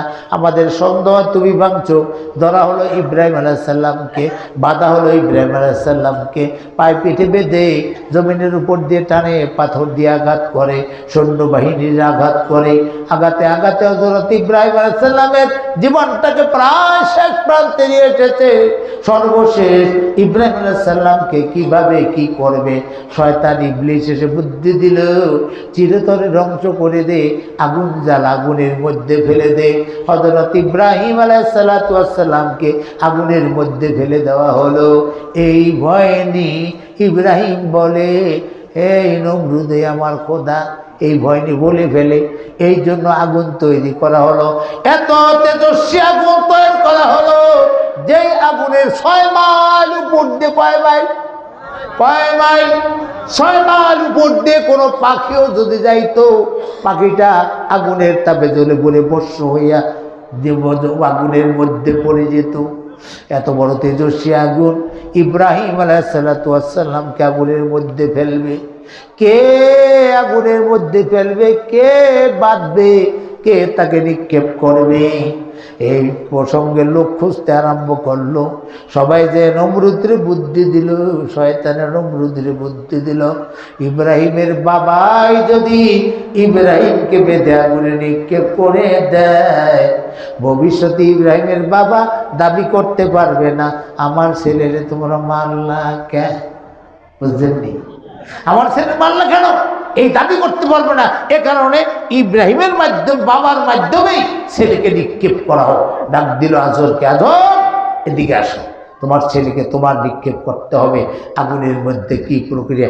যাই হোক, ওই যে চরকি গাছ বানাইছে, ঘরে না ফেরেশতারা ধরেছে, অনেক ইতিহাস আপনারা জানেন। সর্বশেষ ইব্রাহিমের বাবা ইব্রাহিমকে ওই চরকি গাছের সাথে বেঁধেছে। ইব্রাহিম আলাইহিস সালাম এতদিন এত অত্যাচার নির্যাতন করেছে, কোনো দিন সে ফোঁটা চোখের পানি ফেলে নাই, কারণ আমি তো কোনো অন্যায়ের সাথে জড়িত নাই। জোরে বলে কথা ঠিক কি ঠিক না? এ কারণে ইব্রাহিম আলাইহিস সালাম এক ফোঁটা চোখের পানি কোনোদিন ফেলে নাই। আর আল্লাহকে বলে নেই, আল্লাহ এত নির্যাতন করে তুমি কি দেখো না? এমন কথাটি ইব্রাহিম আলাইহিস সালাম বলে নেই। কিন্তু যখন ইব্রাহিম আলাইহিস সালামের জন্মদাতা পিতা ইব্রাহিম আলাইহিস সালামকে বাঁধতেছে, ইব্রাহিম আলাইহিস সালামকে ওই রশির সাথে বেঁধে ঘুরিয়ে ঘুরিয়ে নিক্ষেপ করে দিবে আগুনের মধ্যে, এই কাজ যখন তার মামা করতেছে, তখন মনে মনে চিন্তা করে, আমার বাবা হইয়া উনি যখন আমার বাধার কাজে, ভেলার কাজে সাহায্য করতেছে, এখন আর আমার বলার কিচ্ছু নাই। এই বলে মহান রব্বুল আলামিনের কাছে কেঁদে দিয়েছে। জোরে বলেন সুবহানাল্লাহ। আমার বাবারা, বন্ধুরা, হযরত ইব্রাহিম আলাইহিস সালামকে তখন বলা হচ্ছে, ইব্রাহিম এখনো তুমি বলো নমরুদ রব। হযরত ইব্রাহিম আলাইহিস সালাম তখন বলেছিল, রব্বি আল্লাহ, রব্বি আল্লাহ, রব্বি আল্লাহ। আমার রব হলো আল্লাহ, আমার রব হলো আল্লাহ, আল্লাহ আমার রব, এই রবই আমার সব। বলেন, আল্লাহ আমার রব, এই রবি আমার সব। দমে দমে তনু মনে তারি অনুভব, দমে দমে তনু মনে তারি অনুভব। বলে, আল্লাহ আমার রব, এই রবি আমার সব। জোরে বলে কথা ঠিক নেই? জোরে বলে কথা ঠিক নেই? যদি কথা ঠিক হয় তাহলে এই গান কোথা থেকে আসে? তুমি আমার কাজা বাবা, তুমি আমার রব, তুমি আমার দিলের মালিক, তুমি আমার সব। বাবারে, এই গান কি গাওয়া উচিত? তাইলে মুসলমানের সন্তান কি এই গান গাওয়া উচিত? এমন গান যদি কেউ শুনে থাকি, নাউজুবিল্লাহ পড়বো। জড়িত থাকলে ভবিষ্যতে কখনো এগুলার সাথে আর জড়িত থাকবো না। বাবার, আমার বন্ধুরা, আমার হযরত ইব্রাহিম আলাইহিস সালামকে বাবা বেঁধে আগুনের মধ্যে যখন ফেলে, বাবার চেহারার দিকে তাকায়, জর্জর করে চোখের পানি পড়ে। বাবা ডাক দিয়ে কয়, ইব্রাহিম ছেড়ে দে তো রব টব, তুই বড় বলে নমরুদ। হযরত ইব্রাহিম আলাইহিস সালাম মুখটাকে ফিরে নেয়। সর্বশেষ আমার বাবাও বলে বুঝে শুনে যে রব একমাত্র আল্লাহ, বোঝে আমার বাবায়, কিন্তু তারপরেও আমার বাবাই আমারে বেঁধে ফেলতেছে। যা বাবার দিকে আর তাকাবো না, উপরের দিকে তাকিয়ে বলে, বাবু আমি এখন কি করব? হযরত ইব্রাহিমকে আল্লাহ ডাক দেয়, ইব্রাহিম কি করা উচিত?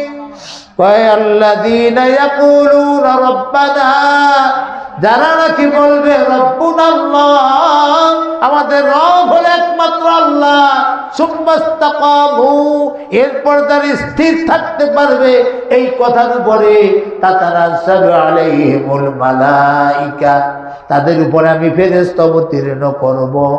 আর তারা বলবে, আল্লাহ তাখাফু ওয়ালা তাহজানু ওয়া আবশিরু বিল জান্নাতিল্লাতী কুনতুম তুআদুন।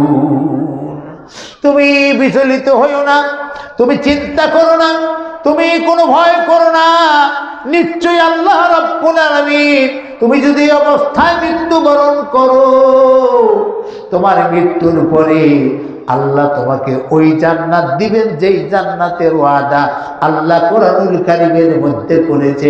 চিৎকার দিয়ে বলেন সুবহানাল্লাহ। হযরত ইব্রাহিম চিন্তা করলেন, আল্লাহ চাই আর কিছু চাই না। জোরে বলেন ঠিক কিনা? আল্লাহ চাই আর কিছু চাই না।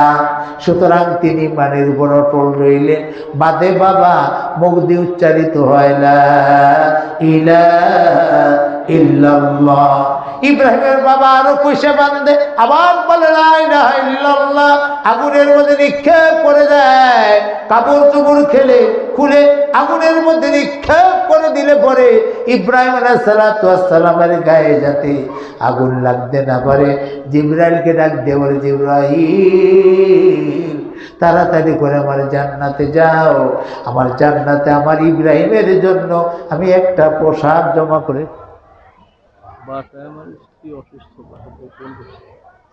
আচ্ছা আচ্ছা, দোয়া অবশ্যই দোয়া করবো স্যার, না ভালো আছে, দোয়া করবো ইনশাআল্লাহ। হ্যাঁ, তাইলে ইব্রাহিম আলাইহিস সালাতু ওয়াস সালাম যখনই আকাশের দিকে তাকিয়ে বলতে শুরু করে, আল্লাহ আমি কি করবো? আল্লাহ কয় সুম্মাস্তাকিম, তুমি অটল থাকো ইমানের উপরে। ইমান অটল থাকলো, নিক্ষেপ করা হলো আগুনে।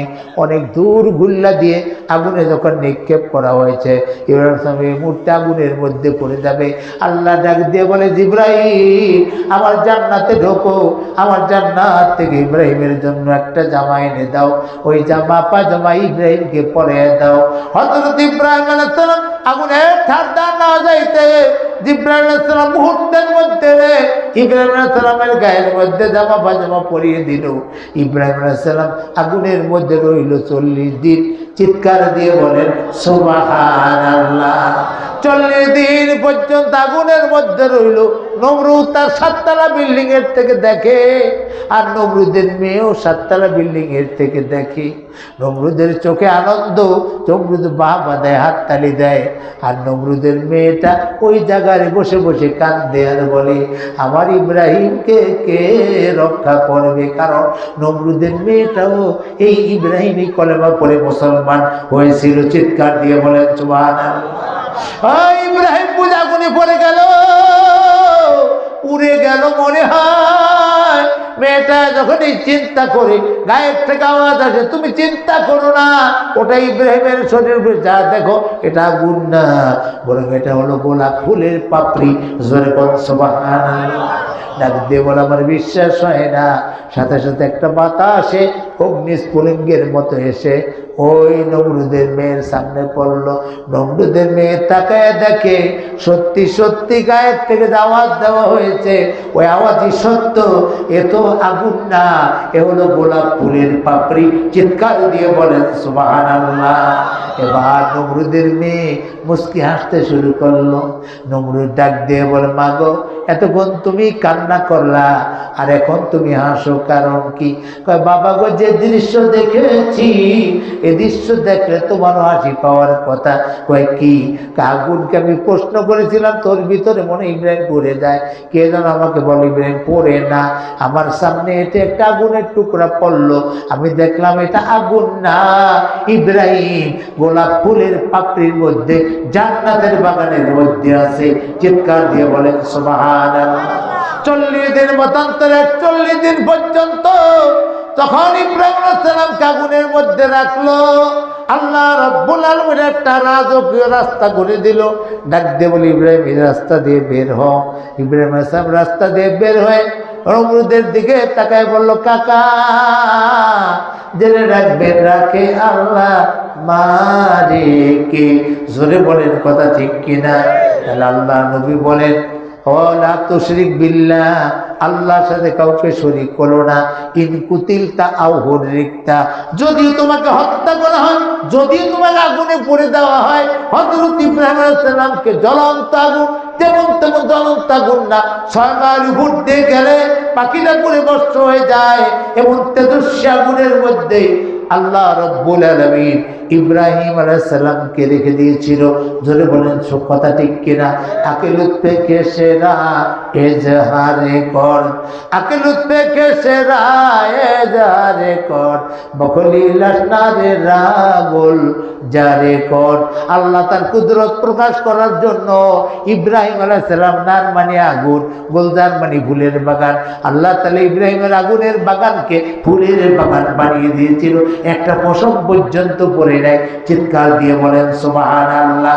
তারপরেও ইব্রাহিম আগুনে পড়লো কিন্তু ঈমান ছাড়ে নাই। জোরে বলেন ঠিক কিনা? ও বাবারা, বন্ধুরা, এরপর আল্লাহ রাব্বুল আলামিন বুঝাতে চাইলেন, আরবের লোকেরা জানতে চায় কোনটা করা যাবে কোনটা করা যাবে না। আমি আল্লাহ 1 নম্বরে বললাম, আমার সাথে শরীক করা যাবে না। আমি দুনিয়ার সব গুনাহ মাফ করে দিব, কিন্তু তোমার শিরকের গুনাহ আমি মাফ করব না। ওই যে রুকুতে সিজদা দেওয়ার পরে আল্লাহর রহমতের 2টা হাত যখন আপনার পিঠের উপরে দেয়, তখন আল্লাহ তাআলা সমস্ত গুনাহ মাফ করে, কিন্তু শিরকের গুনাহ মাফ করে না। তাই আল্লাহ রব্বুল আলামিন বলেন, হে আল্লাহ তুশরিকু বিহি শাইআ। ও দুনিয়ার মানুষেরা, ভালো যদি হতে চাও আল্লাহর সাথে কাউকে শরীক করো না। ওয়াবিল ওয়ালিদাইনি ইহসানা, তোমার পিতা মাতার সাথে সদ্ব্যবহার করো, উত্তম আচরণ করো, ভালো ব্যবহার করো। ও বাবার বন্ধুরা, পিতা মাতার সাথে ইহসান করো। ইহসানের অর্থ কি? আজ সন্তানরা পিতা মাতার প্রতি ইহসান করে না। আল্লাহ নবী বলেছেন, মান নাযারা ইলা ওয়ালিদাইহি নাযারাতার রাহমা কাতাবাল্লাহু ইল্লা কাতাবাল্লাহু লাহু বিকুল্লি নাযারাতিন হাজ্জাতাম মাবরুরা। আল্লাহ নবী বলেন, আমার কোনো উম্মত যদি তার পিতামাতার দিকে একবার সুনজরে তাকায়, কি নজরে? সুনজরে যদি তাকায়। নজর 2 প্রকার, একটা হলো সুনজর, আর একটা হলো কুনজর। বাবাকে ছেড়ে বলল, বাবা তুই কই যাস? কয়, বাবা আমি বাজারে যাই, আপনার কিছু, আমাদের খেয়াল করে, আমি বাজারে যাই, আপনার কি কিছু লাগবে নাকি? যখন ইব্রাহিম ওই বাবাই বলে, আমার জন্য 1 ঘন্টা 5 ঘন্টা পান আনিও, খুশি হয়ে ছেলে বলে, বাবা 5 ঘন্টা কেন, আর যদি বেশি লাগে আমি আনবো, আর কিছু আপনার লাগবে নাকি?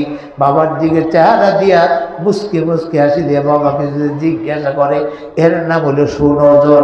জোরে বলেন ঠিক কিনা? আর বাবাই বলছে পান আনতে, বুঝিয়া, হ্যাঁ সেদিন কামলাম 5 ঘন্টা পান, ঘরে বসে বসে কোনো কাম নাই, খালি ছাগলের মতো মানছে ভাই। আছে না নাই? না ফরমান 2 না ফরমানে মনে আছে না? না। ও বাবা, তুমি শুনে রাখো, তুমি যদি তোমার মায়ের মনে কষ্ট দাও, তুমি যদি তোমার বাবার মনে কষ্ট দাও, তাহলে শুনে রেখো, আল্লাহর হাবিব বলেছেন। কে বলেছেন? বিশ্বনবী মুহাম্মদুর রাসূলুল্লাহ বলেছেন, রেদা রব্বি ফি রেদাইল ওয়ালিদাইন ওয়া সাকাতু রব্বি ফি সাকাতিল ওয়ালিদাইন। পিতামাতার সন্তুষ্টিতে আল্লাহ সন্তুষ্ট, পিতামাতার অসন্তুষ্টতে আল্লাহ অসন্তুষ্ট। জোরে বলেন নাউযুবিল্লাহ। সুতরাং আল্লাহকে সন্তুষ্ট রাখতে হলে পিতা মাতাকে সন্তুষ্ট রাখতে হবে। জোরে বলেন কথা ঠিক কি ঠিক না? 10 ঘন্টা কেন, 5 ঘন্টা কেন? এই যে জীবন ভর তোমার পিছনে যে তোমার বাবা শ্রম দিল, ওই বাড়ি থেকে পন্ডিতসার বাজার পর্যন্ত ছোটকালে তোমাকে নিয়ে আসতে, যখন তুমি বারবার একটা কাক দেখে জিজ্ঞাসা করতে, বাবা এটা কি কাক? কুলে কুলে কুলে করে আনছে, জিজ্ঞাসা, বাবা এটা কি কাক? এটা কি বাবা? এটা গাদি। এটা কি বাবা? এটা মোরগ। এটা কি বাবা? এটা হলো চড়ুই পাখি। এটা কি বাবা? এটা কলা গাছ। এটা কি বাবা? এটা কলা। এরকম করে 100 প্রশ্ন যখন তুমি করতা ছোট্টবেলা, তোমার বাবা 100টা প্রশ্ন, 1000 প্রশ্ন করলে 1000 প্রশ্নের উত্তর দিত, একটি বারের জন্য তোমার প্রতি রাগ করতো না। জোরে বলে কথা ঠিক না ব্যাঠিক? জোরে বলে ঠিক না ব্যাঠিক? সেই বাবা আজ অসহায় হয়ে গেছে, হাত নাড়তে পারে না, পা নাড়তে পারে না, কোনো রকম কিছু খাইতে পারে, কিছু খাওয়া চাইলেই কয় এত খাওয়ার লাগে, কিন্তু মরতে পারছ না। জোরে কর নাউযুবিল্লাহ। আর যদি এই অলক্ষিণী বাড়িতে আনে, যেই অলক্ষিণী বোঝেননি, ওলার বউ অলক্ষিণী যদি বাড়িতে আনে, যে অলক্ষিণী শ্বশুর দেখতে পারে না, শাশুড়ি দেখতে পারে না, কিন্তু বাবার বাড়ি থেকে লোক আসলে ঠিকই তাদেরকে যত্ন করে, আছে না নাই? এরকম পোলার বউ দেশে আছে না নাই? আবার এমন ছেলের বউ আছে, আমি যে বিভিন্ন জায়গায় দিনে মাহফিল করতে যাই, মহিলা প্রোগ্রাম করতে যাই, অনেক পুত্রবধূরা আমার কাছে 500 টাকা 1000 টাকা কাগজের মধ্যে লিখে নাম লিখে বলে, হুজুর আমি আমার শ্বশুরের জন্য, আমার শাশুড়ির জন্য দোয়া চাই। জোর বলেন, এমন পুত্রবধূ আছে না নাই? জোর বলেন, আছে না নাই? যে পুত্রবধূ তার বাবার জন্য দোয়া চায়, মার জন্য দোয়া চায়, শ্বশুরের জন্য দোয়া চায়, শাশুড়ির জন্য দোয়া চায়, এই পুত্রবধূ হলো সত্যিকারের পুত্রবধূ, জান্নাতি পুত্রবধূ। জোর বড় কথা ঠিক কিনা? আর যেই পুত্রবধূ শ্বশুরের বাবার খাদ্য খানা ভালোই দেখতে পারে, মা খাক এটা পছন্দ করে, বইনে আসুক এটা পছন্দ করে, দুলাভাই আসুক এটা পছন্দ করে, কিন্তু শ্বশুর বাড়ির লোক অর্থাৎ শ্বশুর যদি কিছু চায় সাথে সাথে রাগ হয়, শাশুড়ি কিছু চাইলে রাগ হয়, ননদে কিছু চাইলে রাগ হয়। এই অবস্থা যদি কেউ করে, যেই নারী করে, এই নারী হলো কুলক্ষণী বউ। জোরে বলার কথা ঠিক না বেঠিক? এই বউটা মৃত্যুর পরে, মৃত্যুর সময় কলেমা পড়ে মরতে পারবে না। বিশ্ব নবীর একজন সাহাবী নাম হলো আলকামা। আলকামা তার স্ত্রীর কথায় তার মার উপরে একটু নির্যাতন করত, স্ত্রীর কথা শুনতো, মায়ের কথা শুনতো না।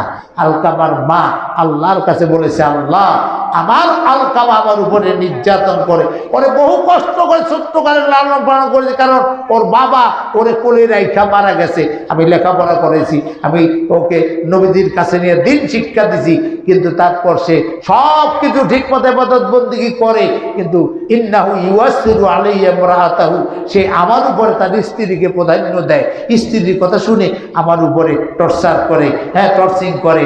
সুতরাং আমার ছেলেটা মৃত্যুর সময় যেন কলেমা পড়ে মরতে না পারে, এই দৃশ্য না দেখাইয়া তুমি আমারে মৃত্যু দিও না। জোরে বলেন নাউযুবিল্লাহ। মা দোয়া করছে কি, আমার ছেলে মৃত্যুর সময় যেন কলেমা পড়ে মরতে না পারে, এই দৃশ্য আমারে দেখাইয়া তারপরে আমারে মৃত্যু দিও। মার দোয়া আল্লাহর দরবারে কবুল হয়ে গেছে। আলকামার মৃত্যুর সময় ঘনিয়ে এলো। আলকামা কলেমা পড়তে পারে না। আলকামাকে সাহাবার কলেমার শিক্ষা দেয়, কলেমার তালকিন দেয়, কলেমা পারে না। ডাক দিল বিশ্ব নবীকে, হুজুর গো, আলকামা একজন ভালো সাহাবী, কিন্তু করবেন না, কলেমা পড়ে মরতে পারে না, সুতরাং আলকামাকে আপনি একটু দেখে যান, কলেমার তালকিন দেন। বিশ্ব নবী গেল, তালকিন দিল, আলকামা কলেমা পড়তে পারে না। ও বাবারা, বন্ধুরা, আলকামা রসুল জিজ্ঞাসা, আলকামার কে আছে? একটা বৃদ্ধা মা আছে, এই জায়গায় গন্ডগোল, মাকে আনো। মাকে আনা, মাকে বললো তোমার ছেলে তো কলেমা পড়ে মরতে পারতেছে না, সুতরাং তুমি কি করবা? মা এই কথা শুনে খিলখিল করে হেসে দিল। জিজ্ঞাসা করলো, মা তুমি কেন হাসো? তোমার ছেলে তো কলেমা পড়ে মরতে পারতেছে না, সে তো ঈমান হারা হয়ে মারা যাবে। ভাই, ইয়া রাসূলুল্লাহ, এই দৃশ্য দেখার জন্য আল্লাহ আমাকে বাঁচায় রাখছে, আল্লাহর কাছে দোয়া করছি আমার ছেলে যেন কলেমা পড়ে না মরতে পারে, এই দৃশ্য আমাকে না দেখায় মৃত্যু দিও না। আল্লাহ আমার দোয়া কবুল করছে, এজন্য আমি আসি। তোমার ছেলে তো জাহান্নামে যাবে। জাহান্নামে যাবে না, কোথায় যাবে আমার দেখার বিষয় না। সে আমার উপরে তার স্ত্রীকে প্রাধান্য দিত, স্ত্রীর কথায় আমাকে সে অনেক সময় মারধর করতো, গালিগালাজ করতো। আমি আল্লাহর কাছে দোয়া করেছি, আল্লাহ আমার দোয়া কবুল করেছে। ও যেইভাবে হোক মারা যাক, আমার কোনো আপত্তি নাই। বিশ্বনবী বললেন, তুমি মাফ করে দিলি, আলকামা কলেমা পড়ে মরতে পারবে। হুজুর অন্য কথা বলে, আমি আমার ছেলেকে মাফ করব না। আল্লাহ নবী সাল্লাল্লাহু আলাইহি সাল্লাম বললেন, মা যখন মাফ করবে না, সাহাবারা তাড়াতাড়ি করে বনের মধ্যে ঢোকো, কাঠ নিয়ে আসো, আগুন জ্বালাও। বনে ঢোকা হলো, কাঠ নিয়ে আসা হলো, আগুন জ্বালা হলো। আগুন দাউ দাউ করে যখন জ্বলতেছে, আল্লাহ নবী বলে, চারজনে চার পা হাত ধরো এবং আলকামাকে আগুনের মধ্যে ফেলে দাও। যেই মাত্র চারজনে ধরে নিয়ে যাচ্ছে, আলকামার মা এইভাবে তাকিয়ে রয়েছে। আলকামার মা চোখ বেয়ে বেয়ে পানি পড়তেছে। ডাক দিয়ে বলে, ইয়া রাসূলুল্লাহ, ও দয়াল নবী গো, সত্যি সত্যি কি আপনি আমার আলকামারে আগুনের মধ্যে ফেলে দিবেন নাকি? কয় হ্যাঁ, তোমার আলকামাকে ফেলে দিব। কয় কেন? কয় মারা গেলে জাহান্নামের আগুনে জ্বলবে, দুনিয়ার আগুন দিয়েই শুরু করে দিলাম। জোরে কর নাউজুবিল্লাহ। আমার বাবারা, বন্ধুরা, মা এই দৃশ্য দেখে আর সহ্য করতে পারে না। হুজুর, আপনার সাহাবাদেরকে বলে থামান, আমি আলকামারে মাফ করিয়া দিলাম। জোরে বল সুবহানাল্লাহ। হাদিস শরীফ আসছে, যেই মাত্র আলকামার মা বলছে আমি আমার আলকামারে মাফ করে দিলাম, সাথে সাথে আলকামার মুখ দিয়ে, জবান দিয়ে চালু হয়ে গেছে লা ইলাহা ইল্লাল্লাহু মুহাম্মাদুর রাসূলুল্লাহ সাল্লাল্লাহু আলাইহি ওয়াসাল্লাম। আমার বাবারা, বন্ধুরা, তাহলে বোঝা গেল মায়ের দোয়া সন্তানের জন্য 100% কবুল হয়। জোরে বলে কথা ঠিক কিনা? বাবার, আপনার আমার প্রত্যেকের একদিন মরতে হবে। জোরে বলে ঠিক কিনা? আল্লাহ রাসূল বলেন, ইদা মাতাল ইনসান ইনকাতা আনহু আমালুহু ইল্লা মিন সালাসা।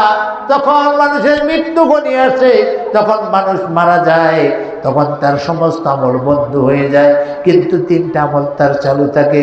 ইল্লা মিন সাদকাতিন জারিয়াতিন, সদকায়ে জারিয়া যদি কেউ করে যায়, এই সওয়াবটা তার জারি থাকে। মানে কি?